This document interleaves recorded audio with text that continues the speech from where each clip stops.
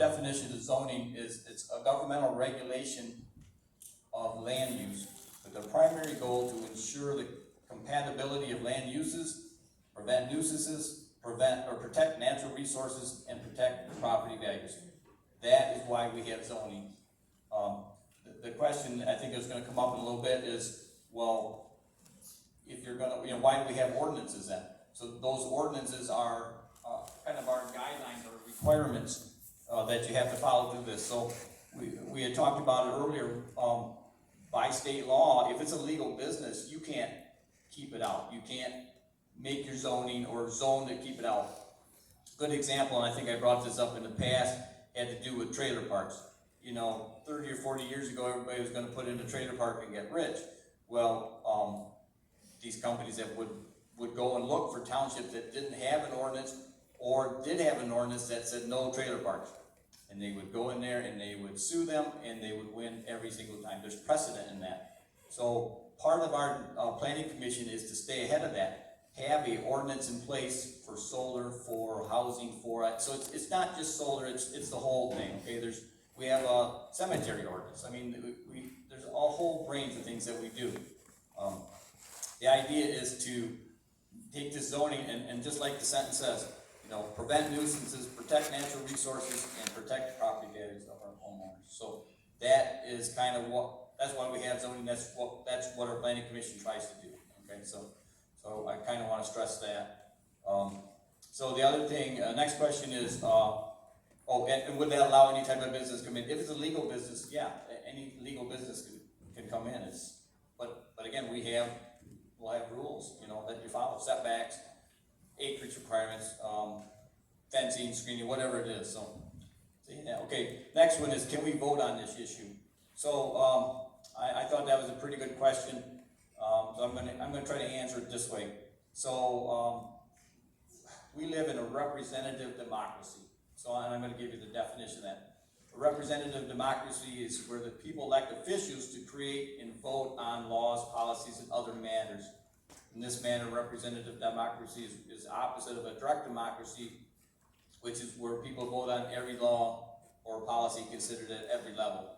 So my answer to that is no. You elected us. It's a 4-year term.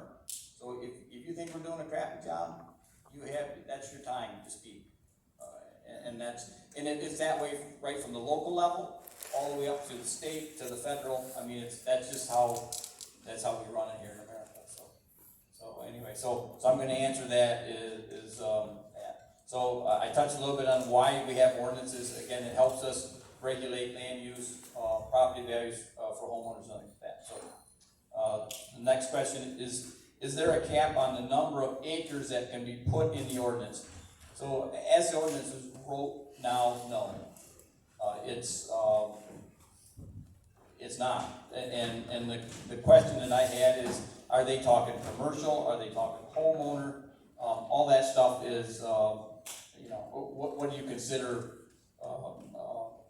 that problem? So, and I'm assuming it's probably more the commercial side, but again, there's nothing that says that we can't. I think that's all part of the planning commission's process. They're getting input. They're trying to make sure they can see it from all the different angles. Okay, so that's probably the best answer I got. There isn't one right now. I'm not saying there can't be, but the same thing too. Again, if it's a legal thing, prove to me how you keep me out. So I kind of want to answer it that way. I think that's all I had. Okay, so I do have some references, and I'm just gonna show them. And again, I'll try to put them on the website. Try to get it. So again, I try not to make stuff up. So I got this one on health and solar panels, public health and safety. I've got the one on the property values. Again, willing to share that. I know there's so much information out there when it comes to the internet that you can probably find anything that you want. I get that, and again, I'm trying to find, this study here is from North Carolina State. Okay, so it's I try to use government sources when I can, and try to make my decision from that way. So saying that, I'm gonna quit talking. Maybe you have some finishing comment? Circling back to the lease agreements that I've seen with, and visited with farmers about, in Michigan, well, across the United States, carbon credits have become something that farmers are looking at and participating in.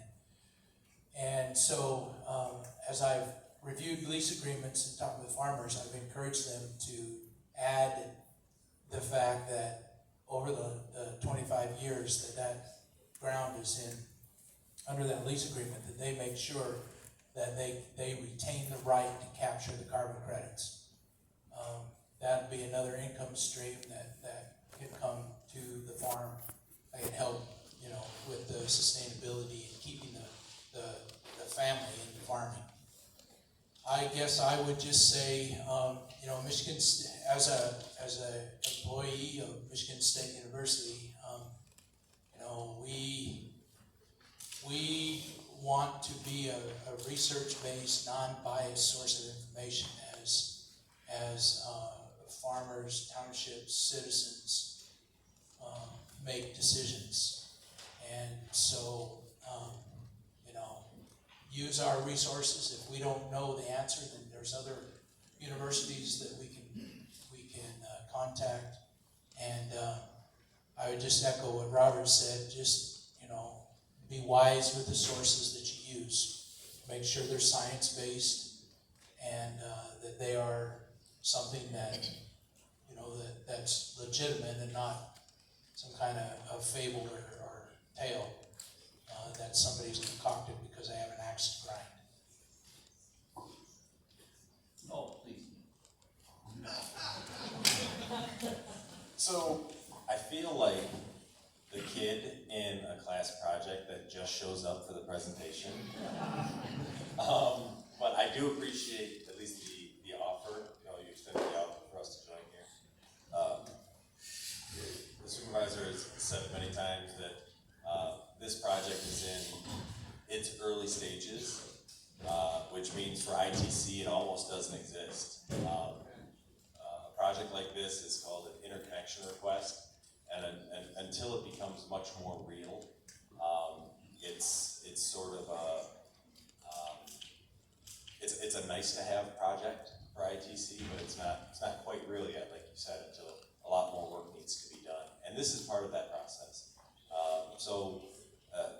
When this project becomes more real for ITC, obviously we'll make ourselves available. Again, whether I'm the guy just holding down this end of the table, or if we do have some more to add.